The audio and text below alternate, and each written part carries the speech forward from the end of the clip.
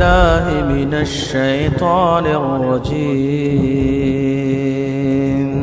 بسم الله الرحمن الرحيم.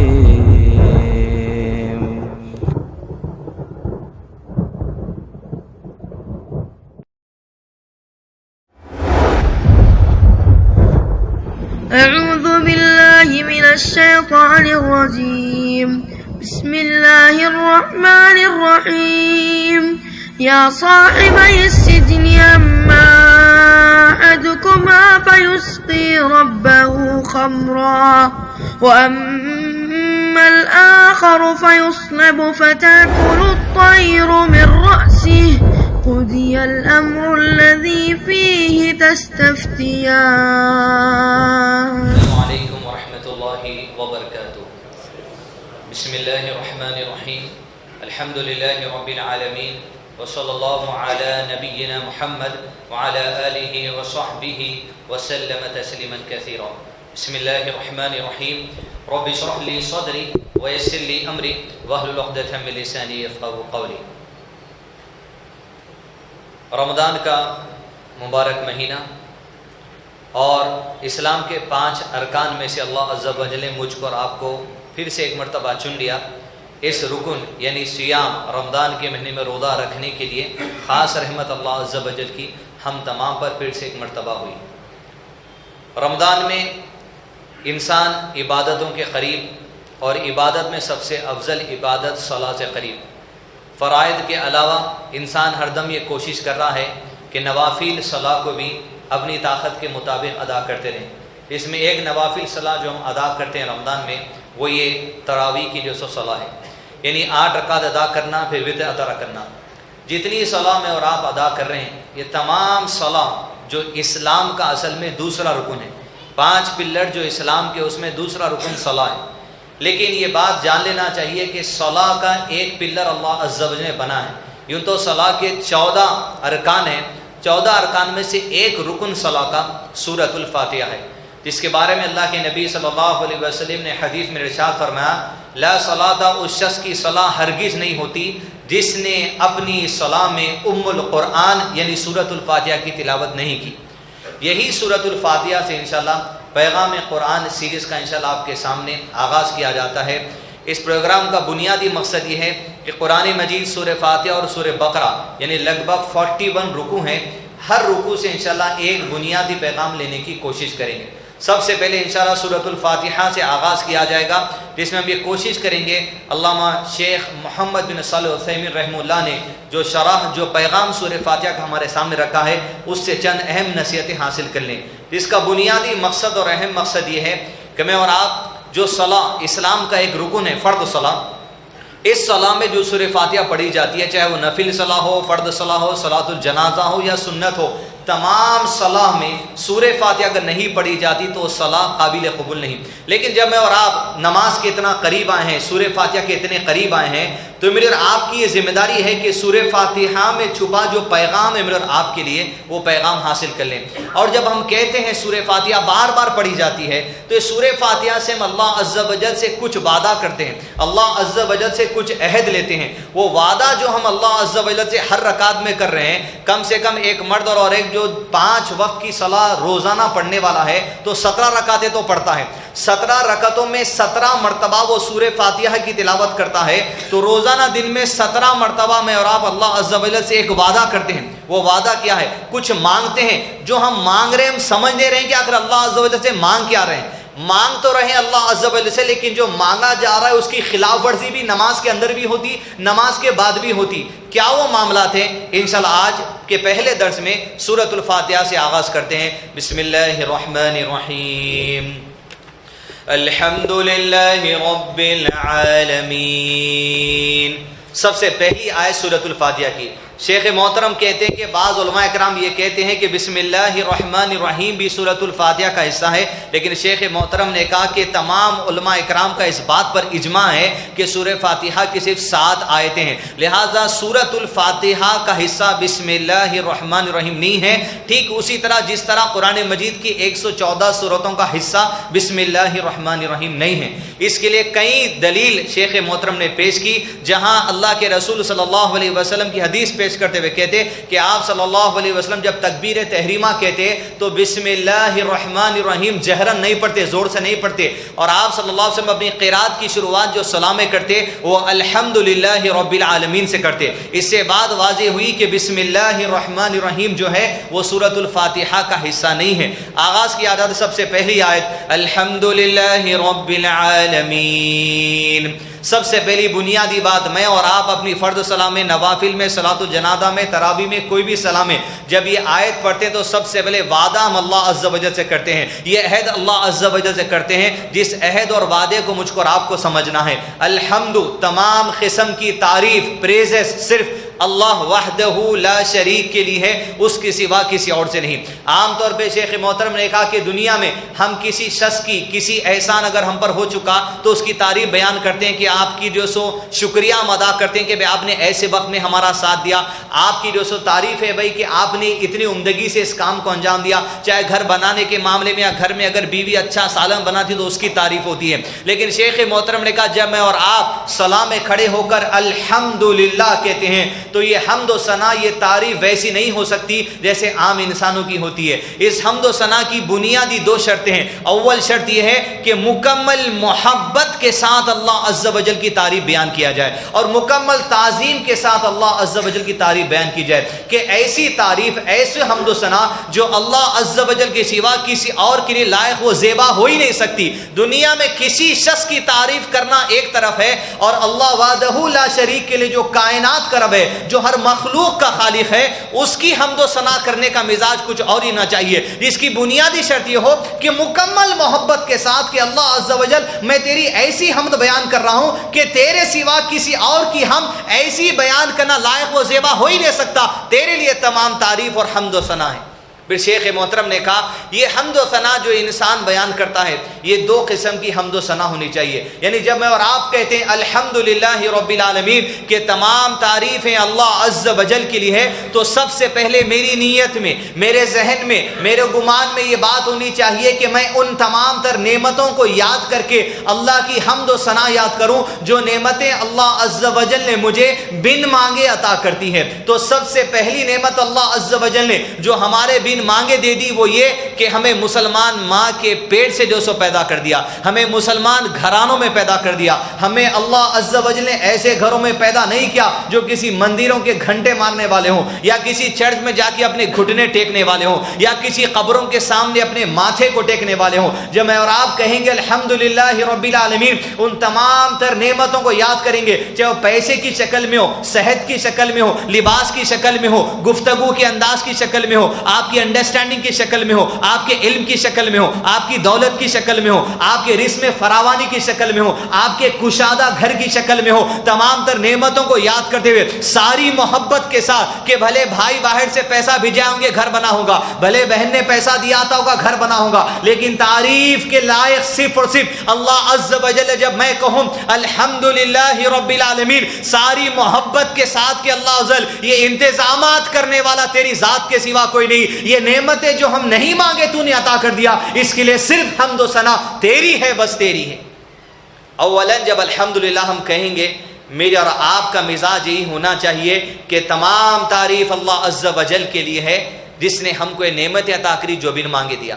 دوسری حمد و ثنا اللہ عز و جل کی اس کیفیت کے ساتھ سورہ فاتحہ میں بیان کریں گے، یا کم سے کم 17 رکعتوں میں جو ہم 5 وقت کی صلاح پڑھتے ہیں، یا اس کے علاوہ مزید جو رمضان کے مہینوں میں عبادت ہو رہی ہے۔ الحمدللہ رب العالمین سے مراد ہم ان تمام نعمتوں کو بھی یاد کریں گے جو ہم گڑ گڑا کر اللہ عز و جل سے مانگا کرتے تھے، کبھی مسجد کے کونے میں بیٹھ کر مانگا کرتے تھے، کبھی گاڑی چلاتے وقت مانگا کرتے تھے، کبھی دکان کے غلے پر بیٹھے ہوئے مانگا کرتے تھے، کبھی دوستوں کی محفل میں بیٹھے ہوئے مانگا کرتے تھے، کبھی کسی درس کے سننے پر مانگا کرتے تھے، کبھی کسی جمعے خطبے میں مانگا کرتے تھے، کبھی اعتکاف میں بیٹھ کر مانگا کرتے تھے۔ ان نعمتوں کو بھی یاد کریں گے جو اللہ عز و جل نے ہمیں مانگنے پر عطا کر دیا، ورنہ ہماری اوقات تو ایسی نہیں، ہماری زبان میں یہ جو سو قوت نہیں کہ ہم اللہ عز و جل سے ایسے طریقے سے مانگے جس طریقے سے اللہ عز و جل خوش ہو جائے، لیکن ہماری ٹوٹے پوٹے مانگنے پر بھی اللہ عز و جل نے عطا کر دیا۔ یہ کیفیت کے ساتھ میرا سورہ فاتحہ ہو الحمدللہ رب العالمین، تیرے لیے حمد و ثنا ہے اللہ عز و جل، جو مانگا تھا مانگ کر بھول گیا، تیری ناشکری کر دیا، بیٹھتے اٹھتے کھڑتے چلتے پھرتے لیٹتے مانگا کرتا تھا، لیکن جب تو نے عطا کر دیا تو اللہ عز و جل قرآن مجید میں کہتا ہے انسان کا معاملہ یہ ہے او قائدن او قائما، جب اسے مصیبت آتی ہے ہمیں لیٹے ہوئے، ہمیں بیٹھے ہوئے، ہمیں کھڑے ہوئے پکارتا ہے، اور جب ہم اس کو ہماری نعمت عطا کر دیتے ہیں، نعمت مل جانے پر ہمیں ایسے بھول جاتا ہے جیسے مصیبت کے وقت میں کبھی اللہ کو پکارا ہی نہیں تھا۔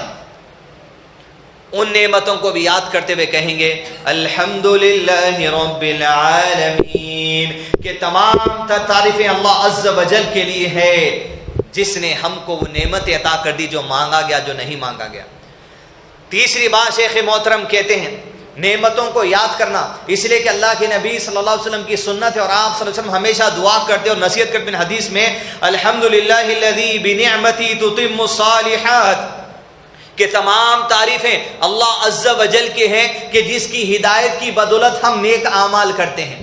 یعنی اس کیفیت کو بھی یاد رکھے کہ آج ڈھیروں لوگ ہیں جن کو فرض نماز کی توفیق نہیں ہو رہی مسجد چل کر آنے کے لیے، یا جہاں ہے وہاں پڑھنے کی توفیق نہیں ہو رہی۔ الحمدللہ رب العالمین، میں اور آپ اس کیفیت سے ہے کہ اللہ عز و جل سارے جہاں کے لوگوں نے تو نے ہمیں توفیق اور ہدایت دے دی کہ مسجد کی طرف چل کر تیری عبادت کریں، تیرے سامنے رکوع میں جھک جائیں، تیرے سامنے ماتھا ٹیک دے سجدے کے لیے۔ یہ تعریف تیرے لیے ہے پروردگار، تیری حمد و ثنا ہے، تیری توفیق کے بغیر عبادت کے لیے ہمارے قدم اٹھ نہیں سکتے تھے۔ الحمدللہ رب العالمین، حتیٰ کہ جنتیوں کا تذکرہ کرتے ہوئے اللہ عز و جل قرآن مجید میں ارشاد فرماتے ہیں جنتی جنت میں پہنچ کر کہیں گے اللہ عز و جل وقالوا الحمدللہ، تیری حمد و ثنا ہے پروردگار۔ آج جنت کے اس مقام پر جن عبادتوں کو کر کر، جن نیک اعمال کو کر کر پہنچے ہیں، یہ نیک اعمال کر کر جو جنت میں آئے، وہ نیک اعمال ہم تیری توفیق کے بغیر نہیں کر سکتے تھے۔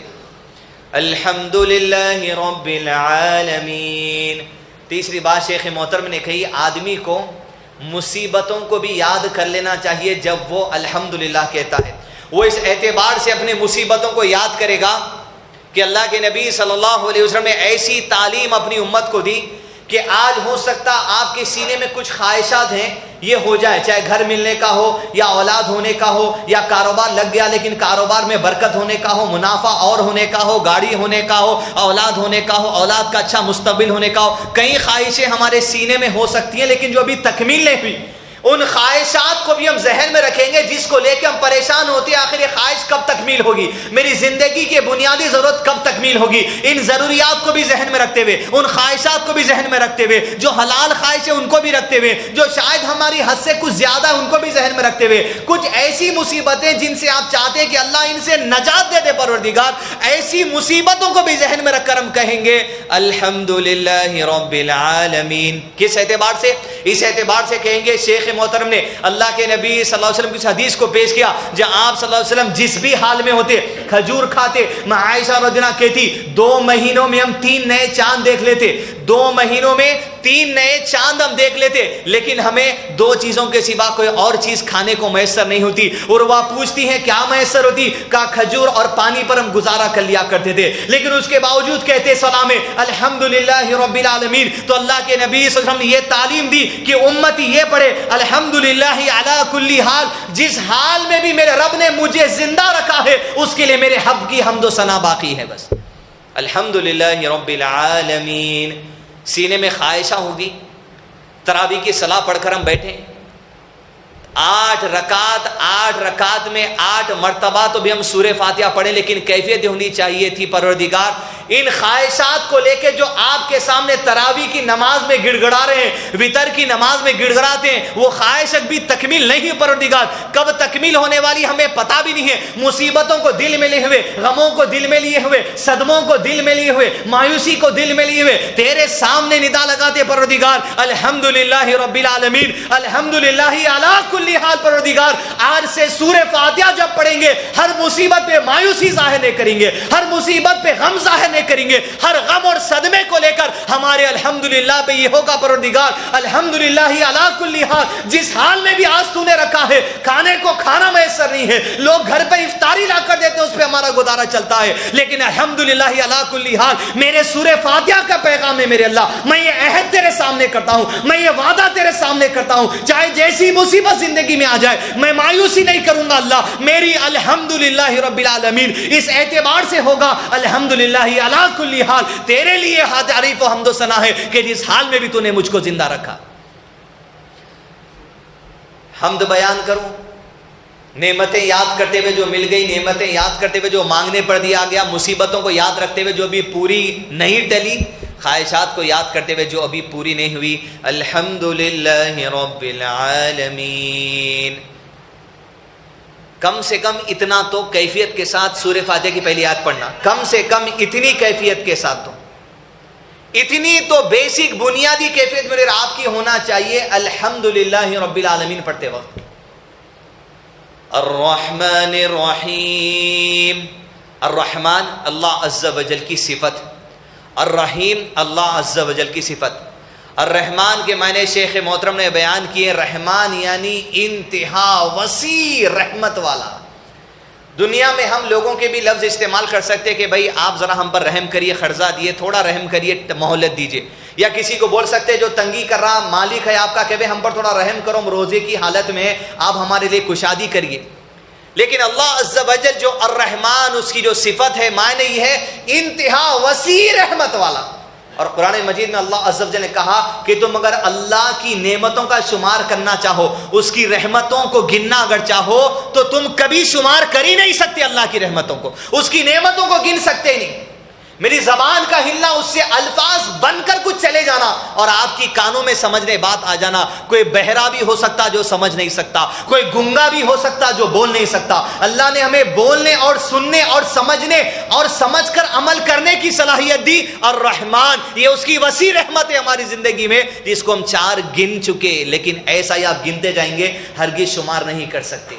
اس کی رحمت کا اندازہ اس بات سے لگا سکتا ہے کہ پہلی افطاری کے دن ایسی ٹھنڈی ہوائیں, ایسی آندیاں حیدرآباد کی سرزمین پر چلی کہ لوگوں کے گھر کے سامان اڑ کر گرنے لگے. لوگوں نے جو سو بارش کے برسنے والے اولوں کی اپنے زبان پر نہ چکا. لیکن اس سے 8 دن پہلے ایسی طوفانی ہوائیں ہندوستان میں چلی, لیکن اللہ عز و جل اس کی وسیع رحمت کا اندازہ اس بات سے لگا سکتا ہے. ویسی آندھی جو رمضان سے 8 دن پہلے چلی تھی ہندوستان کے راجستھان اور دوسرے علاقوں میں, 140 لوگوں کو اللہ نے موت کے گھاٹ اتار دیا. لیکن ویسی ہوائیں جب ہماری بستیوں میں چلی تو اللہ نے گرمی سے نجات کا سبب اس کو بنا دیا, کلیجوں اور زندگی میں ٹھنڈک دے دی.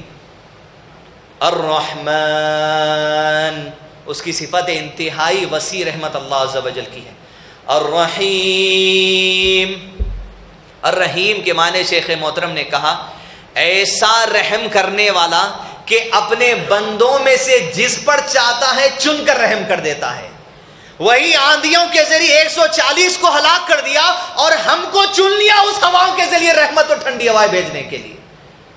الرحمن الرحیم.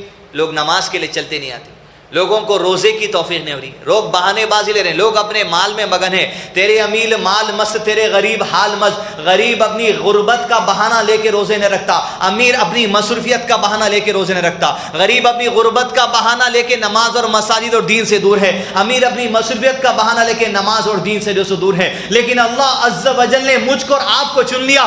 الرحیم اپنی خاص رحمت کے لیے جس حال میں بھی اللہ نے زندگی میں رکھا, آج اس کی عبادت کے لیے مساجد میں ہم کو جمع کر دیا. الرحمن الرحیم. اس لیے اللہ کے نبی صلی اللہ علیہ وسلم نے ارشاد فرمایا انسان کو چاہیے کہ وہ اپنے سے کمتر کی طرف دیکھے. اللہ عز و جل کی رحمت جو ہم پر ہے خاص, اگر اس کو سمجھنا ہے تو اپنے سے کمتر کو دیکھنا. کہا تم اپنے کمتر کی طرف دیکھو, اپنے بڑے جو رتبے میں ہوں گے, مال میں ہوں گے, ان کی طرف ہرگز مت دیکھو. اگر تم ان کی طرف دیکھو گے اس بات کا ڈر ہے کہ جو نعمتیں اللہ نے تم کو دی ہیں وہ نعمتوں کو تم بھلا دو گے. اگر بھائی کی شادی میں پہننے کے واسطے 500-600 کی چپل کے واسطے ہم پریشان تھے خرید رہے, یہ 600-800 کی چپل اگر مل جاتی تو اچھا تھا، ان کو بول کے کیسا بھی کر کے شادی میں بنا چپل خرید لیے. جب چپل خرید کے شادی خانے میں پہنچے تو کسی اور کی چپل سینڈل جوتا اتنا اچھا دکھا کہ اس کی طرف ایسی نظر چلے گئی، یہ جو بے چین بے قرار منگ کے چپل خریدے اس کی طرف تو نظر ہی چلے گئی، کاش وہ ہوتی تو اچھا ہوتا. الرحمن الرحیم، جو چن کے اللہ حضرت تم کو نعمت دیا، تم سے دوسرے لوگ بھی ایسے ہیں جن کو 2 پٹے کی چپل بھی نصیب نہیں ہے، سالوں سے نہیں خرید سک رہے، تمہیں ان کی طرف دیکھنا چاہیے. اگر اللہ عز و جل کی خاص نعمت ہے جو تم پر ہے ان کو اگر سمجھنا ہے تو جب سورہ فاتحہ میں کم سے کم اتنی تو کیفیت ہو، اپنی ان نعمتوں کو یاد کریں. وہ وسیع رحمت اللہ عز و جل کی سارے جہاں کے لوگوں سے ہٹ کر ہمارے اوپر ہیں، اس کو تو سوچیں. ارے لوگ جب صبح کرتے ہیں سیریا میں، عراق میں، افغانستان میں، شام کا بھروسہ نہیں ہے. اللہ عز و جل ساری زمین پر حیدرآباد شہر کو امن و امان والا ایسا چنیا، ایک رواب، ایک دبدبے کے ساتھ آپ رہتے ہیں. یہ اللہ عز و جل کی وسیع رحمت میں ایک رحمت ہمارے پاس ہے. الرحمن الرحیم مالک یوم الدین، مالک اونر، الدین قیامت کے دن کا. دین سے مراد شیخ محترم نے لکم دینکم ولی دین، دین اسلام کا بھی کہا، لیکن یہاں پر مالک یوم الدین سے مراد وہ دن جہاں فیصلہ کیا جانے والا ہے. اس دن اونر اللہ عز و جل ہے، اس دن چلنے والی صرف اللہ عز و جل کی ہے. اس لیے کہ دنیا میں اللہ عز و جل نے کسی کو اگر کسی چیز کا مالک بنا دیا ہے تو وقتیہ طور کا ملکیت ہے. اگر آج آپ ایک ذاتی گھر خرید رہے، سال بھر پہلے، 1 مہینہ پہلے، آپ جو گھر کو خریدے آپ سے پہلے کوئی دوسرا اس کا مالک تھا، انہیں جب خریدا تو اس سے پہلے تیسرا اس کا مالک تھا، انہیں جب خریدا تو چوتھا اس کا مالک تھا، انہیں جب خریدا تو اس سے پہلا کوئی اس کا مالک تھا. ملکیت اللہ عز و جل کی ہے. آدمی جب احرام باندھ کے ندا لگاتے ہوئے اپنے گھروں سے عمرے کے لیے اس مبارک گھر کی طرف نکلتا ہے تو پکارتا ہے لبیک اللہم لبیک لبیک لا شریک لک لبیک ان الحمد والنعمت لک والملک. پکار کر کہتا ہے کہ پروردگار میں تیری طرف روانہ ہو چکا ہوں، حاضر ہوں، لک والملک، تیری ہی بادشاہ ساری کائنات کے اوپر ہے، اور تیری بادشاہ ہر ذرے کے اوپر ہے، تیری بادشاہ ہر پتے کے اوپر ہے، تیری بادشاہ ہواؤں پر ہے، تیری بادشاہ سمندر پہ ہے. لک والملک، تیری ہی بادشاہ میرے اوپر ہے، تیرے ذمہ کے بغیر کچھ دنیا میں ہونے والا نہیں. اب دنیا میں اللہ عز و جل نے کسی کو کچھ ملکیت دے دی، بھلے آپ 10 نوکروں کے اوپر سیٹ بنا دیے گئے، آپ کسی 200 ایک چھوٹے سے حلقے کے MLA بنا دیے گئے، آپ کسی حلقے کے 200 کونسلر بنا دیے گئے، آپ کسی لوگوں کے صدر بنا دیے گئے، آپ کسی قوم کے سردار بنا دیے گئے، آپ کسی ملک کے بادشاہ بنا دیے گئے، آپ کسی ملک کے پریزیڈنٹ بنا دیے گئے، آپ اپنی ملکیت سمجھتے ہوں گے، لیکن یہ بھولنا نہیں چاہیے لک والملک اور مالک یوم الدین، اس دن تو اللہ عز و جل کا ہی حکم چلنے والا ہے. یہاں تو اللہ کے حکم سے تمہیں اختیار دیا گیا ہے، حتیٰ کہ اللہ عز و جل کا مزاج یہ ہے، وہ مالک یوم الدین ایسا ہے کہ قیامت کے دن ایسے انصاف کے ساتھ وہ فیصلہ کرنے والا ہے، ایسے انصاف کے ساتھ اپنی بادشاہت بتانے والا ہے. انسانوں کا تو چھوڑیے، جانوروں میں اگر کوئی بغیر سنگ والی بکری کو سنگ والی بکری اگر مارے گی اس سے بھی و کتاب لیا جائے گا. ان سرداروں کے لیے، ان بادشاہوں کے لیے، ان صدروں کے لیے، ان MLA کے لیے، ان ملک کے بادشاہوں کے لیے یہ پیغام ہے کہ مالک یوم الدین، دنیا میں جو ملکیت تم کو دی گئی ہے اس کا تم جیسا استعمال کرنا چاہتے ہو استعمال کر لو. وہ بشر الاسد کیوں نہیں ہوتا جو معصوم مسلمان بچوں کو کیمیکل بم سے مار دیتا ہے؟ وہ پہلے رمضان کے دن 52 فلسطینیوں کو مار دینے والے یہود کیوں نہیں ہوتے؟ ان تمام کو یہ جان لینا چاہیے کہ اللہ کے دربار میں پہنچ کر جس کا وعدہ ہم نماز میں کرتے ہیں، اپنی مصیبتوں کو دیکھ کر وہ خاندان والے جو آپ پر ظلم کرتے ہیں، وہ آپ کا بھائی جو آپ کی جائیداد ہڑپ لیا، وہ آپ کی بہن جو آپ کی جائیداد ہڑپ لی، وہ آپ کا بہن بھائی جو آپ پر ظلم کرتا ہے، مالک یوم الدین جب ہم کہتے ہیں کہ پروردگار کے حضور حاضر ہو کر دنیا میں تو ہمیں ستایا گیا، دنیا میں ہم پر ظلم کیا گیا، دنیا میں ہم پر دبایا گیا، لیکن جب تم مالک یوم الدین کہتے ہو، اپنے توکل کا اقرار اللہ کے سامنے کرنا، اپنی توحید کا اظہار اللہ کے سامنے کرنا، مالک دنیا میں نے تیری رضا کے لیے ان کے ظلم و ستم کو سہ لیا، مالک یوم الدین اس دن تو حساب لینے والا ہے پروردگار. اگر معاف کر دو تو بڑی بہتر بات ہے، لیکن ایسے ظالم جس کا حساب اگر آپ چاہتے ہیں تو اللہ مالک یوم الدین ہے، اس کی ذات سے مایوس نہیں ہونا ہے. زندگی میں جب آپ سورہ فاتحہ مالک یوم الدین جب پڑھیں گے وہ اقرار اللہ کا کرنا چاہیے، وہ توحید آپ کی مضبوط ہونا چاہیے، آپ کا توکل اللہ پہ مضبوط ہونا چاہیے. زندگی جیسی تیسی گزرے پروردگار، لیکن تیری ذات سے بھروسہ ہے تو ناانصافی نہیں کرے گا ہمارے ساتھ. اور اللہ عز و جل ایسے تمام کو جمع کر لے گا. ایسے لوگ جو دنیا میں بادشاہ یا کسی صدر پر منعقد کر دیے گئے ہیں یا کوئی اتھارٹی دے دیے گئے ہیں، وہ ظلم کرتے ہیں، وہ قرآن مجید کی اس آیت کو سن لیں جہاں اللہ عز و جل نے ارشاد فرما کہ قیامت کے دن سے تمام سرداروں کو جمع کر کے اللہ عز و جل پکارے گا لمن الملک اليوم، کہہ دو اے بادشاہ اے سرداروں آج کس کی بادشاہ چلنے والی ہے، آج کس کا حکم چلنے والا ہے. خود اللہ تعالیٰ جواب دیتے ہیں للہ الواحد القہار، آج صرف اللہ غالب کا حکم چلنے والا، کسی اور کی بادشاہت نہیں چل سکتی. حتیٰ کہ کھڑنے جگہ بھی نہیں ہے، حتیٰ کہ کھڑنے بھی اگر جگہ چاہیے تو اس دن صرف اللہ کے عرش کا سایہ میسر ہونے والا ہے. وہ بادشاہ جو ملکیت عطا کر دیے گئے تھے، ساری ملکیتوں کو چھیڑ کر، سارے ظلم و ستم کو چھوڑ کر للہ الواحد القہار، ارے جس کا حکم غالب آنے والا ہے اسی کے حضور ہم سب کو جمع ہونا ہے. مالک یوم الدین ایاک نعبد و ایاک نستعین. بہت ہی مضبوط آیت.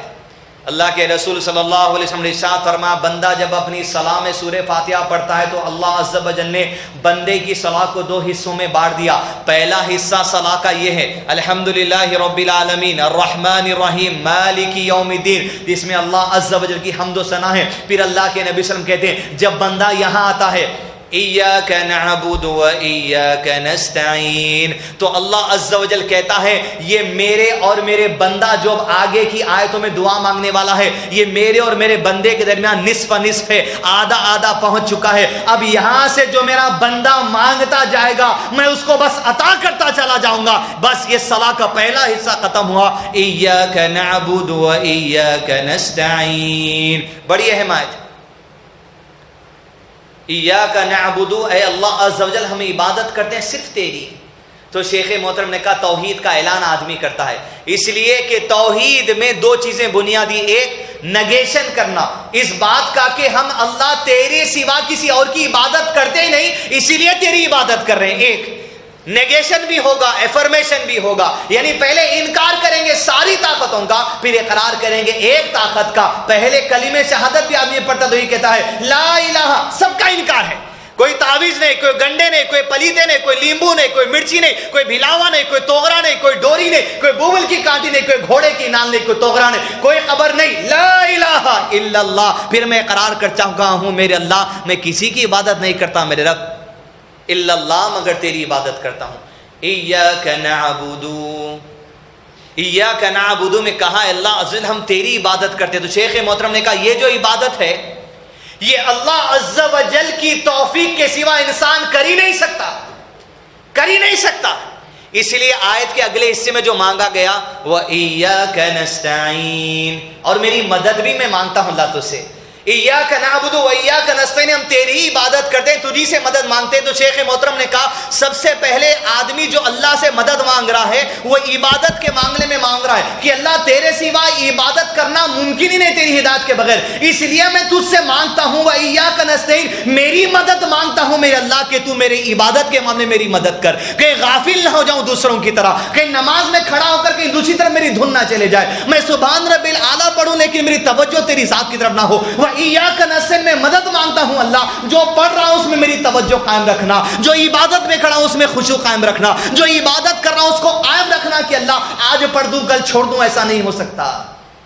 کیونکہ اللہ کے نبی صلی اللہ علیہ وسلم نے کیا فرمایا، جو کوئی رمضان کے مہینے میں ایمان کے ساتھ اور ثواب کی نیت سے رمضان کے مہینے کا قیام کرتا ہے تو علماء کرام نے کہا یہ وہ آدمی کے بارے میں نہیں ہے جو 10 دن کی نماز پڑھ لیا، 10 رکعت 3 پارے کر کے ایک قرآن ختم، جو 20 دن کی نماز پڑھ لیا، یا جو آخری رات میں پڑھ لیا، یا کوئی ایک رکعت میں شب شبینہ پورا مار لیا. تو کہا یہ ان کے بارے میں نہیں ہے، یہ حدیث ان کے بارے میں جو رمضان کا پورا مہینہ بلا ناغہ قیام کرتے ہیں، بلا ناغہ. تو اب ہم جب کہتے ہیں ایاک نعبد و ایاک نستعین، اے اللہ آج جو تراویح میں کھڑے تیری ہدایت سے ہیں، وہ ایاک نستعین، ہم آپ سے مدد مانگتے ہیں اللہ کہ سارے رمضان ہم کو قیام کی توفیق عطا کر. ایاک نعبد، اب پھر شیخ محترم کہتے ہیں عبادت کے 3 الگ الگ معنی ہیں. اول عبادت وہ جو عبادہ محضہ جس کے طریقے اللہ کے نبی صلی اللہ علیہ وسلم نے بتائے، نماز کا طریقہ، روزے کا طریقہ، زکوٰۃ کا طریقہ، حج کا طریقہ، عمرے کا طریقہ، تہجد کا طریقہ، سجدے کا طریقہ، رکوع کا طریقہ، یہ تمام چیزیں جو عبادہ محضہ میں آتی ہیں جو اللہ کے نبی صلی اللہ علیہ وسلم نے کر بتا دیا، یہ بھی عبادت ہے. دوسرا اللہ عز و جل نے اپنی شریعت میں قرآن کے ذریعے اور نبی صلی اللہ علیہ وسلم کی حدیث کے ذریعے جن کاموں کو ہم کے کرنے کا حکم دیا وہ کام کرنا بھی عبادت کے اندر شمار ہوتا. مثال کے طور پہ ہم مسجد میں عبادت کریں اور نکل کے گھر کی طرف گئے، روڈ پر چلتے ہوئے جاتے ہیں، لیڈیز کا اگر گزر ہوتا ہے آنکھیں نیچی رکھ کر چلنا، نظریں نیچی رکھ کر چلنا، جس کام کا حکم دیا گیا مردوں کو بھی عورتوں کو بھی، یہ کام کرتے ہوئے آپ گھر کو جاتے ہیں، یہ بھی عبادت ہے. تو آپ جب مانگ رہے ہیں ایاک نعبد، اللہ میں تیری عبادت کرتا ہوں، مراد صرف نماز نہیں، یہاں پر نماز کے ساتھ ساتھ گھر سے باہر اور نکلنے کے، مسجد سے باہر نکلنے کے، نماز کے علاوہ عام زندگی میں جب آپ عبادت کی حالت میں نہیں ہوتے، جو کام کرنے کے لیے اللہ تعالیٰ نے حکم دیا وہ کام کرنا بھی عبادت کے اندر شمار ہوتا ہے، اس کو کہیں گے عبادت غیر محض. دوسرا شیخ محترم نے کہا عبادت کے تیسرے معنی یہ ہے ایاک نعبد، آدمی کرتا ہے، آدمی کو کہا گیا کہ تم یہ کام نہیں کرنا، تمہارے لیے چیز حرام قرار دے دی گئی ہے، تو جن باتوں کو اللہ عز و جل نے نہیں کرنے کے لیے کہا وہ کاموں سے بچنا بھی عبادت کا حصہ ہے. مثال کے طور پہ اللہ عز و جل نے کہا سود حرام ہے، آپ بینکنگ کے لیے بینک میں جاتے ہیں، آپ بچی کی شادی کے لیے پیسے جمع کرتے ہیں، بچوں کی پڑھائی کے لیے پیسے جمع کرتے ہیں، لیکن آپ کو کہہ دیا گیا کہ آپ کا سیونگ اکاؤنٹ کا سود بھی نہیں لینا، آپ فکس ڈپازٹ کا سود بھی نہیں لینا، چٹھی کے نام پہ سود بھی نہیں لینا، مٹی کے نام پہ سود بھی نہیں لینا، ڈیری کے کاروبار پہ سود بھی نہیں لینا، بائک لیتے تو سودی طریقے سے لینا، کار لیتے تو سودی طریقے سے لینا، آپ کی گاڑیوں کی خرید و فروخت کے لیے، تجارت کے لیے، بینکنگ سسٹم کے لیے آپ کا بینک میں جانا بھی، وہاں حرام سے بچنا بھی، یہ بھی بات کے اندر شمار ہوتا ہے. تو اب جو میں اور آپ کہتے ہیں ایاک نعبد و ایاک نستعین، اللہ عز و جل میں یہ عبادت تیری توفیق سے کر رہا ہوں، جو کام تو نے کرنے کے لیے کہا اگر میں کر رہا ہوں تو تیری توفیق سے کر رہا ہوں، جن کاموں سے تو نے منع کر دیا اگر میں بچتا ہوں تو تیری توفیق سے کرتا ہوں. و ایاک نستعین، یہ تینوں عبادتوں میں اللہ میری مدد کر استقامت کے لیے، حرام سے بچنے میں بھی، حلال کو اپنانے میں بھی، عبادہ محضہ کے اندر بھی میری مدد کرنا اللہ کہ میں ذرا سا بھی غافل نہ ہوں. یہ 3 باتوں کی مدد ہم مانگتے ہیں. ایاک نعبد و ایاک نستعین اہدنا الصراط المستقیم.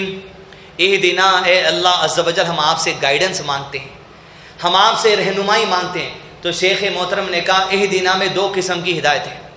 اول یہ کہ ہدایت عام طور پہ جو لوگ سمجھتے ہیں یہ کہ بھائی ہم یہ کام کر رہے ہیں، اللہ تعالیٰ کی ہدایت ہے بے شک، لیکن ہدایت اللہ عز و جل کی طرف سے 2 طریقے کی ہوتی، جس کی دلیل شیخ نے کی. ایک ہدایت دلیلی ہے، دوسرا ہدایت توفیقی ہے. دلیلی ہدایت کیا ہے؟ یعنی کوئی بھی کام اگر آپ نماز پڑھ رہے ہیں، ہاتھ یہاں باندھ رہے ہیں، کوئی بھی آپ سے پوچھتا کہ بھائی دلیل ہے کیا ہاتھ باندھنے کی؟ رکوع آپ کیسا کر رہے ہیں، آپ کا دلیل ہے کیا رکوع ایسا کرنے کی؟ تو جب ہم کہتے ہیں اہدنا تو ہم اللہ سے سب سے پہلے مانگ رہے ہیں اللہ زندگی میں جو کام جیسا کرنا ہے اس کی صحیح دلیل بھی ہم کو دے دے.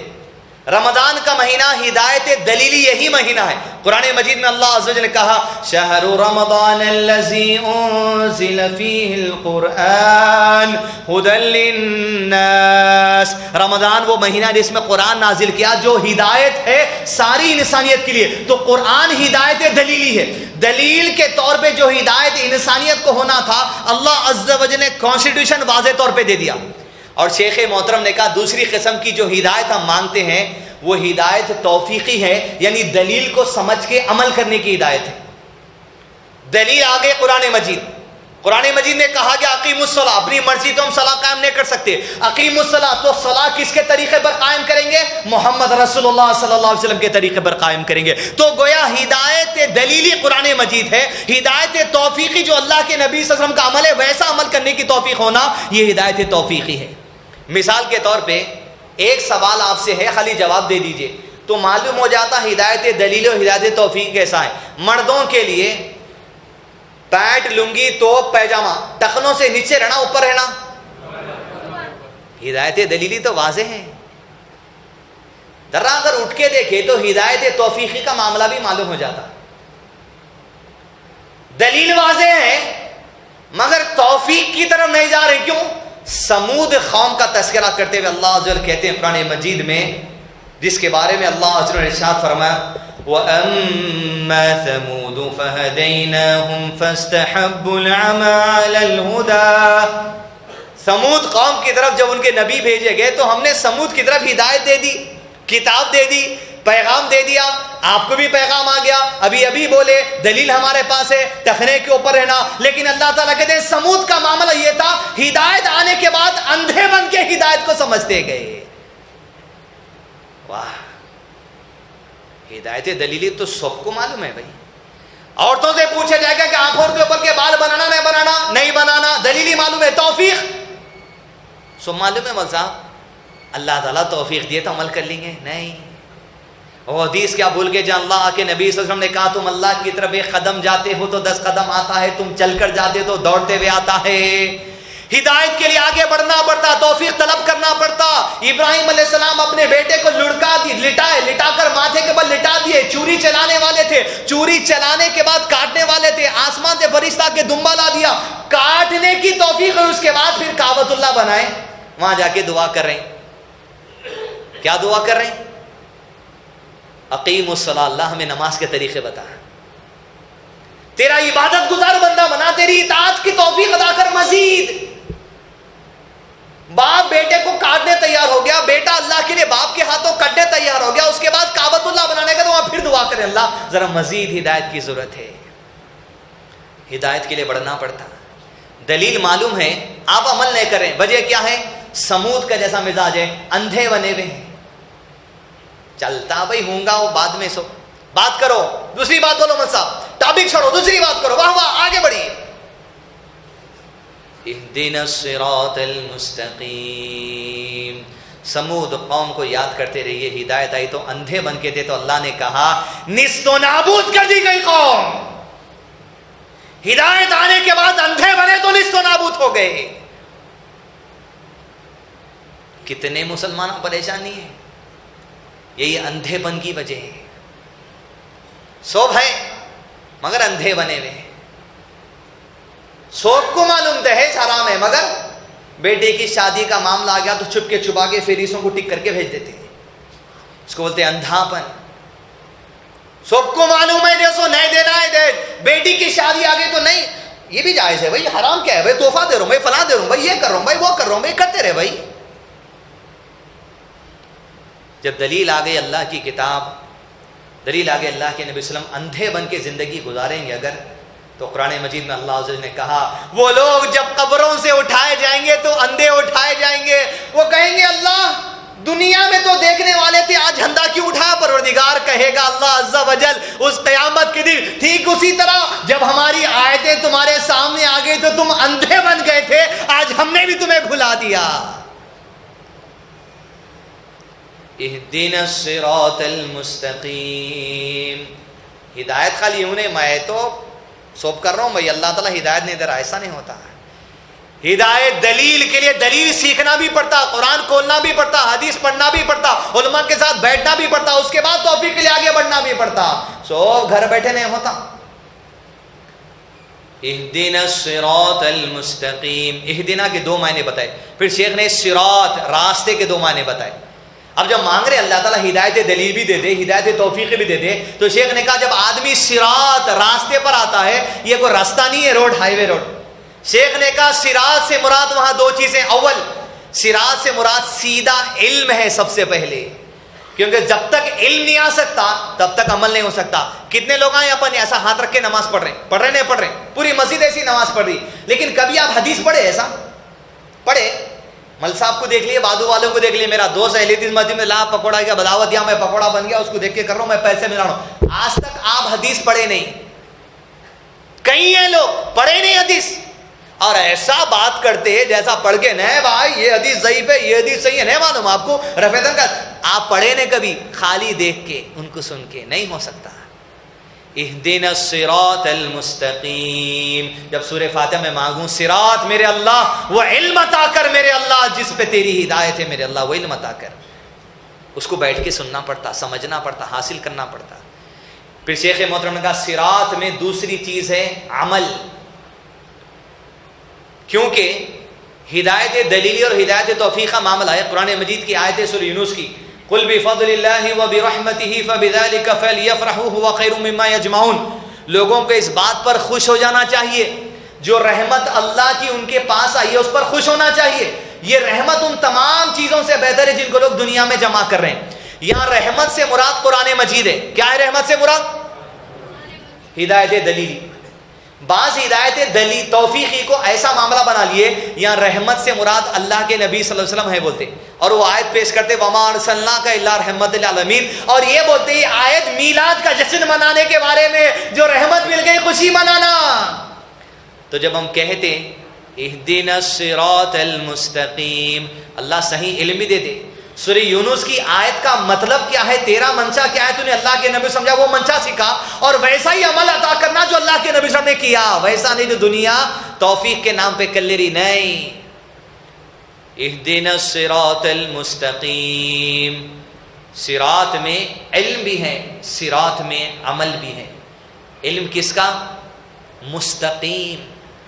اہدنا الصراط المستقیم. مستقیم کے معنی شیخ محترم نے کہا ایسا علم, ایسا عمل جس میں ذرا سا بھی ٹیڑھاپن نہیں ہونا, ذری سی بھی ٹیڑھاپن اس کے اندر نہیں ہونا. ہاتھ سینے پہ باندھنا. بھائی بولے کعبے کے امام یہاں بھی مان رہے نا, آپ کو تعلق نہیں ہے اس سے, کہیں بھی باندھ لیں. تو آپ کے سامنے جس بات کی دلیل آ چکی ہے, جو بات قرآن حدیث سے قریب دکھ رہی وہ عمل کرو. ان کو جو بات قرآن حدیث سے قریب دکھ رہی اس پہ عمل کر رہے ہیں. آپ کا کام یہ ایسے علماء سے جڑ کر رہی ہے جو قرآن حدیث کے قربت والی بات پر آپ کو عمل کے لیے دعوت دیتے ہیں. ذری سے بھی ٹیڑھنے رہنا, اس کے معنی سے ایک کہا مستقیم اسے کہتے ہیں. ایسا عمل, ایسا علم جس میں ذری سی بھی ٹیڑھ نہ ہو. اب عمل کیسا ہے دیکھیں, مستقیم. مسجد میں آئے, 2-3 پینچے موڑ لے کے آئے, مسجد کے باہر گئے, ٹیڑھا پن شروع ہو گیا. مستقیم. یہ علم اور یہ عمل کی بات نہیں مانگ رہے ہیں, آپ اتنا مانگ رہے ہیں, 17 مرتبہ دن میں مانگ رہے ہیں فرض نماز میں. سنت آپ کو پڑھنے کی بات ہے تو 19 مرتبہ, 20 مرتبہ, 40 مرتبہ تو بھی کم سے کم سننا رواتی پڑھنے والا آدمی سورہ فاتحہ پڑھتا. اہدنا الصراط المستقیم. علم اور عمل عطا کر اللہ. کیسا؟ مسجد کے باہر نیچے کر لیتا ہوں اللہ, مسجد کے اندر پھر موڑ لیتا ہوں اللہ. ٹیڑھا پن ہے. اہدنا الصراط المستقیم. ذری سی ٹیڑھے پن کے بغیر اللہ ہمیں ویسا علم اور عمل عطا کرنا. اب وہ کس کا ہو سکتا؟ صراط الذین انعمت علیہم. ان کا عمل عطا کر دے اللہ, ان کا علم عطا کر دے اللہ جس پر تیرا انعام ہوا ہے, جس کو تو نے چن لیا. تو اول چیز یہ, جس شخص پر, جس مرد پر, جس عورت پر اللہ عز و جل انعام کر دیتا ہے, ان کا عمل بھی ٹیڑھا نہیں ہوتا, ان کا علم بھی ٹیڑھا نہیں ہوتا. انعام یافتہ کون ہے مگر آپ, میں, اہل حدیث, فلاں جماعت, یہ جماعت, اے جماعت, بی جماعت. انعام کردہ میں سب سے پہلے انبیاء کرام, صدیقین, شہداء, صالحین, صحابہ کرام کی جماعت, یہ لوگ داخل ہوتے ہیں انعام کردہ لوگوں کے اندر. ان کا عمل حاصل کریں گے, ان کا علم حاصل کریں. اس لیے جماعت اہل حدیث کا نعرہ ایک ہی ہے. جماعت اہل حدیث کا اپنا ذاتی کوئی مسلک نہیں ہے. جماعت اہل حدیث کا اگر مسلک ہے تو صحابہ کا مسلک ہے, جن کے بارے میں اللہ عز و جل نے کہا رضی اللہ عنہم ورضوان, اللہ ان سے راضی ہو چکا, یہ اللہ سے راضی ہو چکے. یہی تو انعمت علیہم. تو جب ہم اللہ سے مانگتے صراط الذین انعمت علیہم, میرے رب صحابہ کی طرح علم عطا کر دے. صحابہ نے جیسا عمل اللہ کے نبی صلی اللہ علیہ وسلم سے سیکھا ہے ویسا عمل عطا کر دے. صراط الذین انعمت علیہم. اور ایسے ہی عمل اور ایسے علم کی محبت اگر کوئی آدمی دنیا میں رکھے گا, کیا بڑی نعمت ہے. دیکھیے قرآن مجید میں اللہ عز و جل اس آیت کے بارے میں ارشاد فرماتے ہیں کہ جس کے ضمن میں واقعہ کہ اللہ کے رسول صلی اللہ علیہ وسلم کے سامنے ایک صحابی آئے اور اگر کہتے کہ اللہ کے نبی صلی اللہ علیہ وسلم, میں اپنی جان سے بھی زیادہ آپ سے محبت کرتا ہوں. اللہ کے رسول صلی اللہ علیہ وسلم, حالت تو یہ جب گھر میں بیوی بچوں کے ساتھ بیٹھے ہوا ہوتا تب بھی آپ کی یاد آتی, میں بے چین ہو جاتا, میں بے قرار ہو جاتا. اتنی بے چینی سے آپ کی محبت کا شکار ہو جاتا ہوں کہ گھر سے بیوی بچوں کو چھوڑ کر مسجد نبی آ جاتا ہوں, آ کر دیکھ لیتا ہوں کہیں آپ کا دیدار ہو جائے. جب آپ کے اوپر آنکھیں پڑتی ہیں تو دل کو سکون ملتا ہے. لیکن اللہ کے نبی صلی اللہ علیہ وسلم, موت تو مجھے بھی آنی ہے, موت تو آپ کی بھی آنی ہے. جب میں مر جاؤں گا اللہ کے رسول صلی اللہ علیہ وسلم جب آپ وفات پا جائیں گے اور آخرت میں اٹھائے جائیں گے, جنتوں کا فیصلہ ہوگا, آپ تو جنت میں جانے والے ہیں. اور مثال کے طور پہ بالفرض اگر میں جنت میں چلی بھی گیا, اگر میں جنت میں چلی بھی گیا, اللہ کے نبی صلی اللہ علیہ وسلم آپ جنت کے کون سے مقام میں اور میں جنت کے کون سے مقام میں. جب یہ بات ظاہر کی صراط الذین انعمت علیہم, بے چینی ہے کہ انعمت علیہم پر ہوں, تو اللہ کے نبی صلی اللہ علیہ وسلم نے یہ آیت ان کو سنائی. ہمارے بھی لیے آیت کی خوشخبری ہے, وَمَن يُطِعِ اللَّهَ وَالرَّسُولَ فَأُولَئِكَ مَعَ الَّذِينَ أَنْعَمَ اللَّهُ عَلَيْهِم مِّنَ النَّبِيِّينَ وَالصِّدِّيقِينَ وَالشُّهَدَاءِ وَالصَّالِحِينَ وَحَسُنَ أُولَئِكَ رَفِيقًا. جو لوگ اللہ کی اطاعت کرتے ہیں, جو لوگ اللہ کے رسول صلی اللہ علیہ وسلم کی اطاعت کرتے ہیں, انعمت علیہم کی تڑپ ان کے سینوں میں ہے. یہ لوگوں کو اللہ عز و جل دنیا میں ان کی تڑپ دیکھتے ہوئے, دنیا میں ان کا عمل اور علم دیکھتے ہوئے, اللہ سبحانہ وتعالیٰ ان کو آخرت میں بھی انبیاء کے ساتھ رکھے گا, صالحین کے ساتھ رکھے گا, صدیقین کے ساتھ رہے گا, شہداء کے ساتھ رہے گا. وَحَسُنَ أُولَئِكَ رَفِيقًا, کیا ہی اچھے دوست اس کو آخرت میں مل جائیں گے. صراط الذین انعمت علیہم, آخری آیت اور بڑا ہی اہم موضوع, غیر المغضوب علیہم ولا الضالین, آمین. اب بھی مانگے صراط الذین انعمت علیہم, کون؟ جس کے علم اور عمل میں کوئی ٹیڑھ نہیں ہے. مگر آخری آیت جو پڑھتے وہ ٹیڑھوں کے پیچھے پڑے ہوئے ہیں.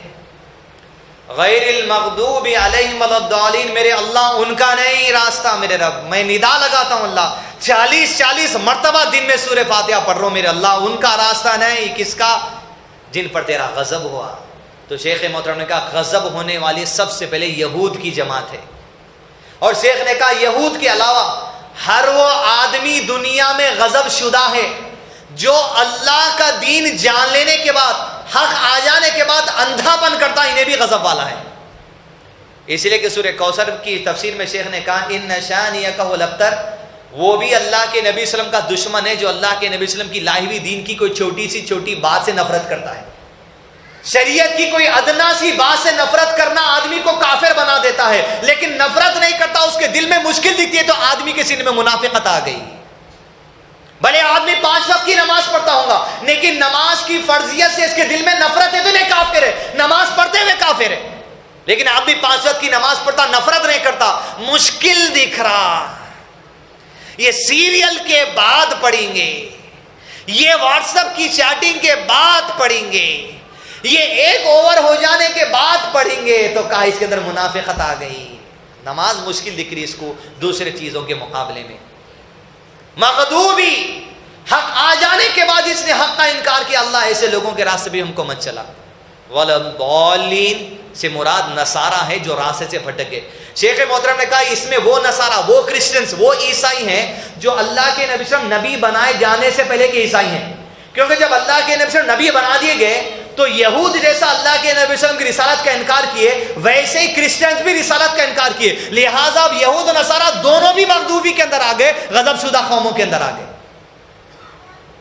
مگر اپنے لوگوں کا مزاج یہ ہے, انعمت علیہم 40 بار مانگیں گے, مغضوب علیہم 40 مرتبہ مانگیں گے, مگر نکل کے مغضوب علیہم الضالین کے نقش قدم پر ہے. حدیث میں اللہ کے نبی صلی اللہ علیہ وسلم نے کہا صحابی رسول سے, تم سے پہلے قوم بھیجی گئی تھی, تمہارا معاملہ یہ ہوگا, وہ قوم کے نقش قدم پہ تم ایسا چلیں گے, بالش در بالش, ہاتھ در ہاتھ, حتیٰ کہ اگر قوم سپلک کی بل میں بھی چلے جائیں گی تو تم ان کے پیچھے سپلک کی بل میں چلے جاؤ گے. جو صحابی حدیث سن رہے تھے انہوں نے پوچھا اللہ کے نبی صلی اللہ علیہ وسلم کہ آپ اہل کتاب یہود و نصارہ کے بارے میں کہہ رہے ہیں, تو فرمایا اور کس کے بارے میں کہہ رہا ہوں؟ غیر المغضوب علیہم الضالین آپ پڑھیں گے, عشاء پڑھ لیے دادا, نانی عشاء پڑھ لیے, نواسے کی ہیپی برتھ ڈے پہلی ہے تو کیک لانے کے نانا, گجرا لانے گئے, پھول لانے گئے, بھائی کی شادی مدتوں کے بعد 34-35 میں ہوئی، بڑی تمنا، 1 سال تک دولہا مہندی لگاتے جا رہا، نہیں بٹنا شادی کی نشانی بولتی۔ جب 1 سال ہو گیا تو ویڈنگ اینیورسری کا کیک لانے گئے، پوری فیملی ہیپی ویڈنگ اینیورسری۔ اب تو یہ سوشل میڈیا میں بنے بنائے کیکاں مل گئے، پھینک دے رہے ہیں اس کو، پر GIF بول کے بھی نکلا، موم بتی بھی جلی، غیر المغضوب علیہم ولا الضالین مانگ رہے نا 40-40 بار، 42 در 42 ان کے پیچھے، ہاتھ در ہاتھ ان کے پیچھے۔ وہ سبلک کی بل میں چلے گئے تو چلے گئے، وہ ہیپی برتھ ڈے کا کیک لینے چلے گئے تو تم چلے گئے، وہ ہیپی اینیورسری کا کیک لینے چلے گئے تو تم چلے گئے۔ برتھ ڈے کے نام پہ کیک بھی کھلایا تو حرام ہے کھانا، اینیورسری کے نام پہ کوئی کیک اور کھانا بھی کھلایا تو حرام ہے کھانا۔ کیوں؟ یہود و نصارہ کی مشابہت ہے۔ بالوں کا اسٹائل، داڑھیوں کا اسٹائل، رمضان آ گیا، داڑھی کا فیشن چھوڑنے والوں کے لیے اچھا موقع آ گیا، 1 مہینے کی داڑھی چھوڑو، کیونکہ داڑھی چھوڑے تو ہی چرپٹے لگا سکتے اس پہ، یوں ڈیزائن یوں ڈیزائن۔ تم 42 در 42 داڑھی کے معنی بھی ان کے پیچھے چلے گئے، بالوں کی کٹنگ میں بھی ڈوپا کٹورا رکھ لیے، نیچے سے پورے چھلائے نکال لیے، گھونسلا ڈال کے چھوڑ لیے۔ تم 42 در 42 حجاموں کی دکان میں بھی جائیں گھسے وہاں تم گھس گئے۔ کپڑے کا معاملہ ان کا، دعوتوں کا مزاج ان کا، ہر چیز۔ آج کل مسلمان میں ایک فیشن پارٹی کا بہت ہو گیا، کچھ بھی ضروری پارٹی، کچھ بھی ضروری پارٹی۔ کیا کر رہے ہیں؟ لیٹا بن کر گیٹ لا رہے ہیں، برتھ ڈے میں کیک سادہ لا کے کاٹ کے نہیں کھا رہے پیسٹریوں کے جیسا، اس کو بھی ایک چیز ہونا رواج، وہ چمکی۔ یہ باتیں ہنسی کی آپ کو دیکھ رہی ہیں، لیکن مغضوب علیہم ولا الضالین ہے، اس لیے کہ اللہ کے رسول صلی اللہ علیہ وسلم کلچر میں تو چھوڑیے آپ، کلچر تو بہت دور کی بات ہے، عبادت کے معاملے میں بھی ان کی مخالفت کرتے تھے اللہ کے نبی صلی اللہ علیہ وسلم۔ بھول گئے کیا وہ حدیث جب محرم کے مہینے میں اللہ کے نبی صلی اللہ علیہ وسلم مدینے میں اطلاع ملی کہ یہود آج روزہ ہے، 10 دن 10 عاشورہ ہے، تو پوچھے کیوں روزہ ہے؟ کہا آج بنی اسرائیل کو فرعون سے نجات دی گئی تھی، موسیٰ علیہ السلام اور ان کی قوم کو، اس خوشی میں روزہ ہے۔ اللہ کے نبی صلی اللہ علیہ وسلم نے کہا ہم موسیٰ علیہ السلام سے تم سے زیادہ قریب ہیں، آئندہ سال ہم تمہاری مخالفت میں 9 اور 10 کا روزہ رکھنے والے ہیں۔ عبادتوں میں مخالفت کی گئی، ان کی کلچر تو بہت دور کی بات ہے۔ سیٹرڈے سنڈے جو ویکنڈ ہے نان مسلم کنٹریز کے اندر، انڈیا کے اندر بھی سیٹرڈے سنڈے ویکنڈ ہوتا۔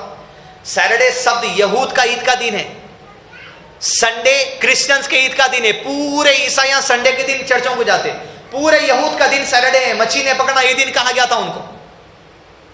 اللہ کے نبی صلی اللہ علیہ وسلم کو پتا چلا یہود اور نصارہ کی عید کا دن سیٹرڈے سنڈے ہے، تو آپ صلی اللہ علیہ وسلم ہر مہینے میں اکثر سیٹرڈے سنڈے روزہ رہتے تھے ان کی خوشیوں کی مخالفت کرنے کے لیے۔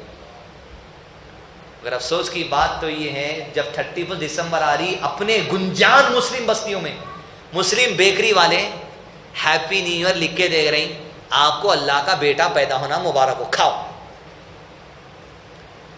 مسلم ہوٹلوں والے نیو ایئر اسپیشل کباب ڈے، پتھر گوشت ڈے، یہ ڈے وہ ڈے۔ تم 42 در 42 تم ہاتھ در ہاتھ ان کے پیچھے، حتیٰ کہ وہ جس بل میں چلے جائیں گے اس بل میں تم چلے جاؤ گے۔ مخالفت کرنا ہے۔ 40 مرتبہ رمضان کے مہینے میں غیر المغضوب علیہم ولا الضالین میں آپ اور کہتے تو اللہ یہ عہد کرتے اللہ سے کہ مسجد سے نکل کر عبادتوں میں کلچر میں یہود و نصارہ کی مخالفت کریں گے، اور کس کے طریقے پر چلیں گے؟ انعمت علیہم، صحابہ کرام اور انبیاء کرام کے طریقے پر چلیں گے۔ کیسے؟ صراط الذین انعمت علیہم، جن کا علم جن کا عمل پختہ تھا، اہدنا الصراط المستقیم، جس کو تو نے ہدایت توفیق ہدایت دلیلی دے دی۔ تیرے لیے حمد و ثنا ہے میرے اللہ، ہماری نعمتوں کو جو دیا، ہماری مصیبتیں آج جس حال میں بھی اللہ جیسی تنگی میں رکھا ہے میرے اللہ، الحمدللہ علی کل حال۔ کم سے کم اتنا سوچ کے تو سورہ فاتحہ پڑھیں گے تو سمجھیے آپ زندگی میں ضرور انشاءاللہ یہ رمضان ہمارے لیے تبدیلی کا پیغام لے کر آئے گا۔ ربنا لا تزغ قلوبنا بعد إذ هديتنا وهب لنا من لدنك رحمة إنك أنت الوهاب وصلی اللہ علی نبینا محمد وعلی آلہ وصحبہ وسلم تسلیما کثیرا۔ ایک اہم اعلان یہ ہے کہ نیپال سے 7 کلومیٹر پہلے سے ایک مدرسے والے صاحب آئے ہوئے، یہاں کے پرنسپل، میں الحمدللہ آج سے 5 مہینے پہلے خود اس مدرسے کو گیا تھا، چھپڑ گھاس ڈال کر، گھاس کی کارپیٹ بچھا کر، ایسے 10 مدرسے اس بارڈر گاؤں میں کام کر رہی، منہج سلف صحابہ کے طریقے کا۔ میں آپ سے پرزور اپیل کروں گا کہ اس مدرسے والے صاحب جو باہر ہیں اس مدرسے کے لیے آپ تعاون کرتے جائیں. السلام علیکم ورحمۃ اللہ وبرکاتہ.